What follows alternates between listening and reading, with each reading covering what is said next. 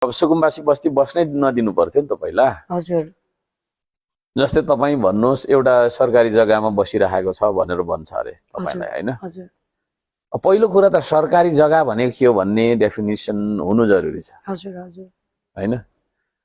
अनि तपाईँ बसिसकेपछि अब तपाईँलाई कि त सुरुमै बस्नु नदिनुपर्छ। तपाईँ बसिसकेपछि तपाईँले के गर्नुहुन्छ त्यहाँ भन्दाखेरि सुरुमा सुकुम्बासी बस्ती कसरी बस्छ मैले त देखेर आएको छु नि त भन्दा सुरुमा 4वटा बाँसको खम्बा गाड्छन्, त्यसमा एउटा टिनको छाना लाउँछ, त्यस पछाडि त्यहाँ बस्न थाल्छन् अनि त्यहाँनिर त्यही घरमा छोराछोरी जन्मिन्छ। छोराछोरी पढ्दै जान्छन् भरे त्यो छोराछोरी लाहोर लाग्न सक्छ होइन। जस्तै भनौँ न साउथ कोरिया जान सक्छ, कमाइ हुने ठाउँमा जान्छ होइन, अथवा जागिर खान्छ लो नेपालकै। अनि त्यसले लिएको पैसा त्यही ठाउँमा उसले घर बनाउँछ होइन। It takes like 15 years or 20 years भनिदिउँ।